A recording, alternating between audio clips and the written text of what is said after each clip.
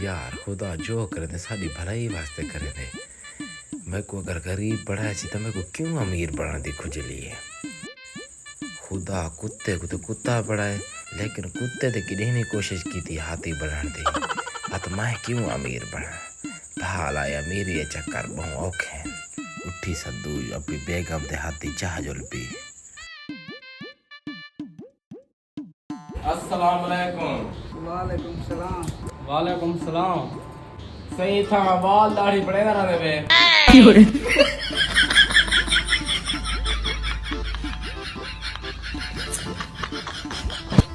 असां तो समोसे पकोड़े भी चेने।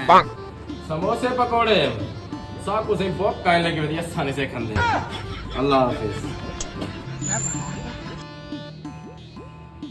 अजीब दौर आ गए। समोसे पकौड़े शीशे ले दुकानें विकते पर।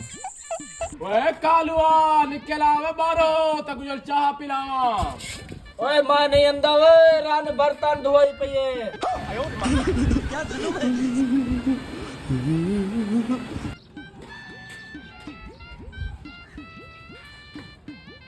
ओ बेगम साहबा चाह दा घुट पिला।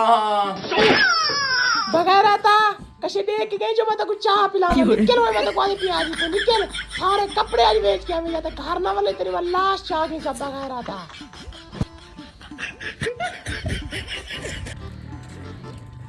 मार मैं मरो बेगम बरड़ी बैठी कुत्ते वाली कर बात की रे। अच्छा खैर असा खले जलन रहा लगती। आज कोई जा जुगाड़ कराए सारे सारे कपड़े विके वजन या तो बेगम आज बाहर सटे सी।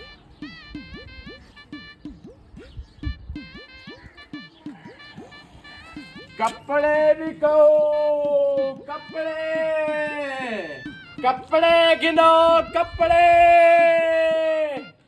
कपड़े बिको कपड़े बिच या मुजरा काना है था। कपड़े नाल है ऑफर है।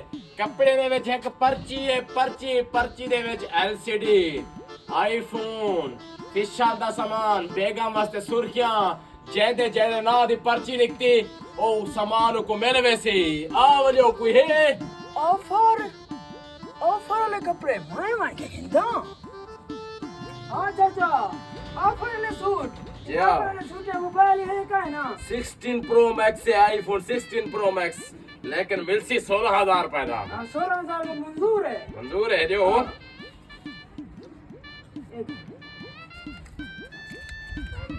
हाँ इतने पैसे पूरे हैं ना। इथों लकी सूट काट गए विच पर्ची उसी